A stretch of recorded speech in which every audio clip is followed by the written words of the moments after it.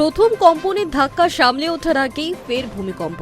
জোড়া কম্পনে কার্যত বেসামাল ভেনেজুয়েলা।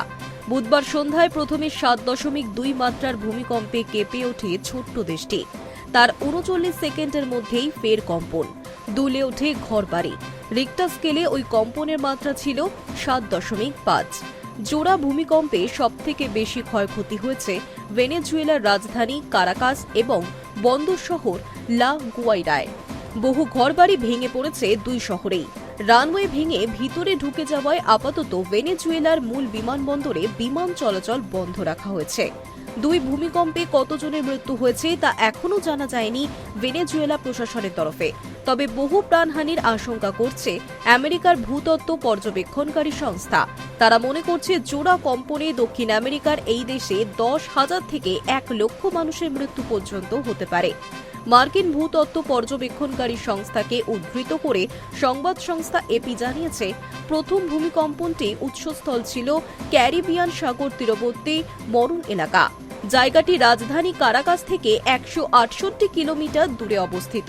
দ্বিতীয় কম্পনের উৎসস্থল মরুনের 16 কিলোমিটার দক্ষিণ পশ্চিমে। প্রথম কম্পনটির উৎস মাটির 22 কিলোমিটার গভীরে আর দ্বিতীয়টির 10 কিলোমিটার গভীরে।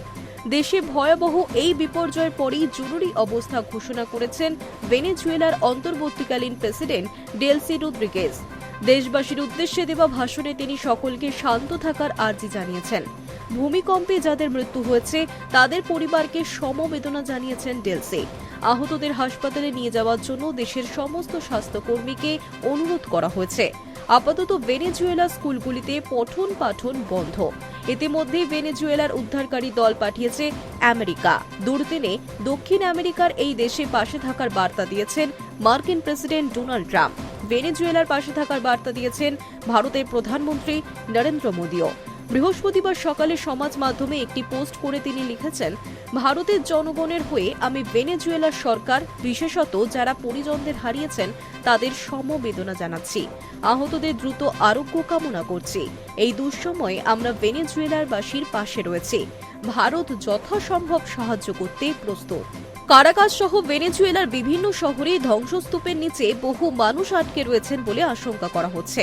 এই পরিস্থিতিতে উদ্ধার কাজে দেরি হচ্ছে বলেও অভিযোগ উঠেছে। স্থানীয়দের দাবি, দ্রুত ধ্বংসস্তূপ সরিয়ে শিশু এবং বৃদ্ধদের নিরাপদে বাইরে বার করে আনা হোক। জনগণের ক্ষোভের কথা আজ করেই ভেনেজুয়েলার স্বরাষ্ট্রমন্ত্রী জানিয়ে দিয়েছেন, আমরা বুঝতে পারছি যে বহু মানুষ ধৈর্য হারাচ্ছেন, তবে আমরা নিয়ম মেনেই উদ্ধার কাজ চালাচ্ছি। ত্রাণ বন্টনের ক্ষেত্রেও একই নিয়ম মেনে চলা হবে।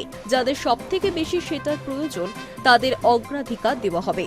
ভূতত্ত্ববিদেরা বলছেন, এমন জোরালো মাত্রার ভূমিকম্প গত 100 বছরে দেখেনি ভেনেজুয়েলা। সমাজ মাধ্যমে ছড়িয়ে পড়া একাধিক ভিডিওটিতে দেখা গিয়েছে ভয়াবহ নানা ছবি।